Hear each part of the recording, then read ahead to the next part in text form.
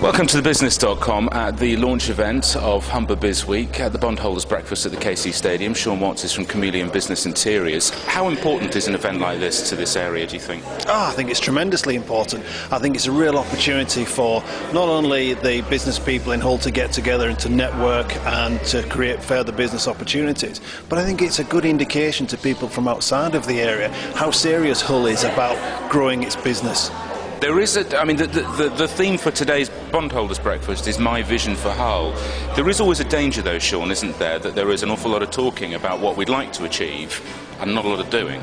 Well, I think so, yeah, there is, but if you look at what's happening at the moment, things are starting to happen. Yes, they've been slow to get to this point, but there seems to be some momentum building now, and yes, people do have, I think, quite a clear vision for Hull, and I think we'll hear some interesting stories today. The emphasis now is much more on private sector support rather than public sector with the obvious economic issues. Do you think private sectors will be able to step up to it? I think the private sector would relish the challenge. I think perhaps in the past the private sector has felt excluded almost. Now there's a real opportunity for us to push things on, drive things forward and actually make things happen. There are issues. I mean, your office, for example, in sort of the Island Wharf development, if I can call it that, the World Trade Centre no longer in Island Wharf. How much damage has that done to those buildings? I mean, is there a concern that buildings like that will become empty or have a lot of vacant space? Well, look, we've been through a recession. Take-up of office space has been slow anyway.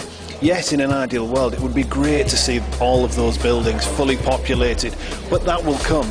And I think as business opportunities improve in Hull, as the economy continues to improve, people will look at that space, and perhaps the view of the type of business occupying it will change as well. I think it needs to.